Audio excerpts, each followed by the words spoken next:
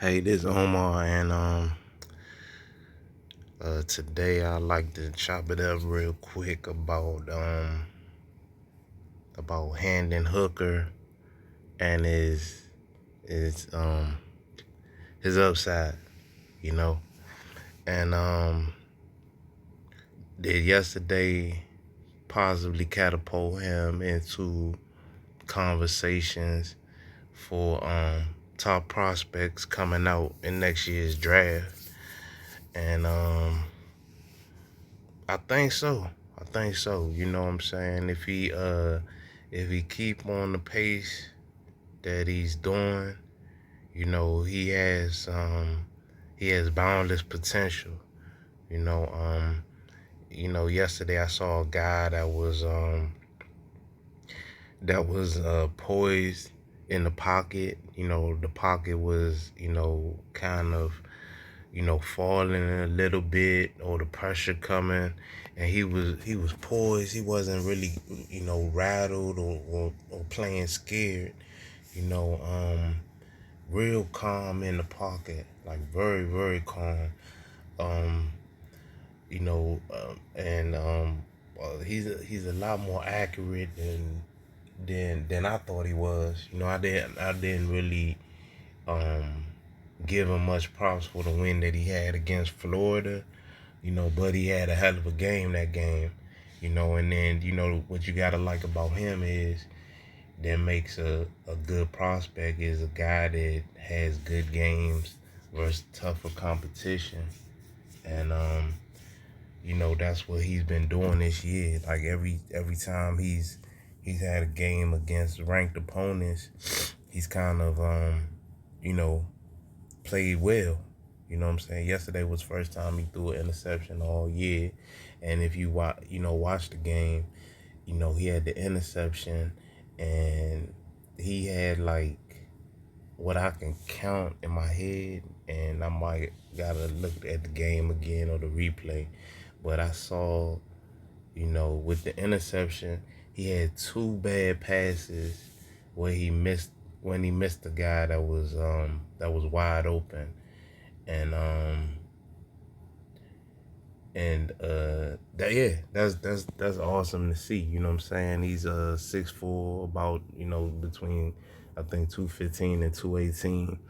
So I would give him a comp right now a little bit to um I'll give him a little bit to Lamar Jackson. I think his accuracy is possibly a little bit better.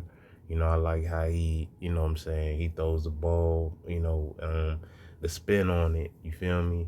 I don't think even if he goes to the pros, the quarterback, the quarterback coach is going to have to work on his work on the way he throws the ball, very much. I think it's almost pro style to where he can have a lot of success, depending, hopefully he goes into like maybe a West Coast offense or something like that. And yeah, he's good, you know what I'm saying?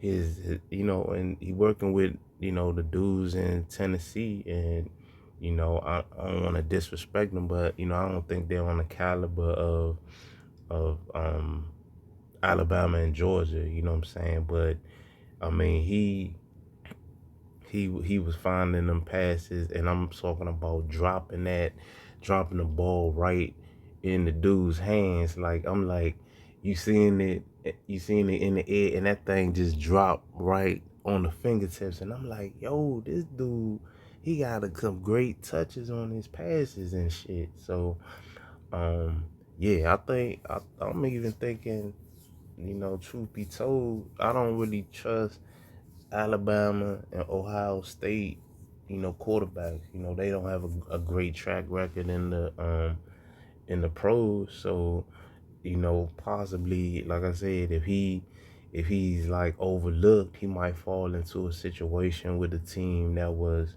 that be, 7-10, or what I'm saying, possibly a playoff team, and he might find himself in a good situation, the way he not happen to, work with with a sorry team. But I even think even if he gets drafted in one of the top 10 teams, I think that he can, he can come with some, the energy with that, what I'm saying, have that franchise going in the right direction. So hopefully people take a look at him after yesterday. He got a big game coming up in 2 weeks against Kentucky, and then that game against Georgia. That it should be good, especially if they somehow find a way to stay undefeated until that Georgia game. That game is going to be that's one of the a marquee game of the season. You know what I'm saying? And Tennessee win that and win out, then they might run it back with Alabama in the SEC championship game.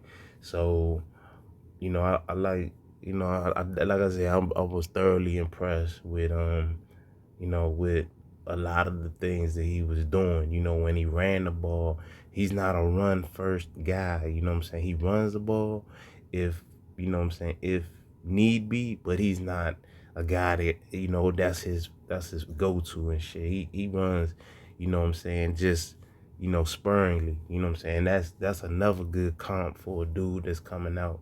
You know what I'm saying? So I don't know about the speed, you know what I'm saying? So maybe once he like go to the combine and stuff, we can see like whether he's a 4.5 or 4.6 type of guy. But the way he spin that ball, like the dude gonna find that guy, that open guy, and he helped this man out Hyatt. He put him on the map to where if he's I got to look to see if he's a junior or sophomore, but people gonna be paying attention to him because he got some burners on him. So like I said, if Tennessee goes, take care of business next week and then handle Kentucky, that everybody's gonna be tuned into that game versus Georgia. And he quite possibly could be a spoiler and what I'm saying, give us a new team to look at, as far as like the top four teams going towards the later part of the season. So, hopefully people check him out and put some more eyeballs on the kid so he can get some more TV time. Hopefully that after yesterday, and have more scouts take a look at him and dissect him and see whether he's the goods. But in my eye, I think he is already.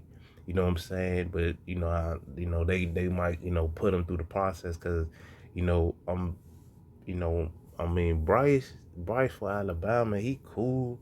He's 6 foot 194. So I mean, to me, his comp is more like Kyler Murray because he's like a smaller guy. But this guy, he 215, and so he got more of a Teddy Bridgewater, Lamar Jackson. I think both of them was kind of like between 215 and 220, and so yeah, hopefully people, like I said, check him out. You know what I'm saying? He definitely somebody that, I guess when they say, buy them stocks low, before they blow up, he one of them type of guys. So, you know what I'm saying? Hopefully people tune in, you know what I'm saying? So that's my video for the day. All right, thank you for listening.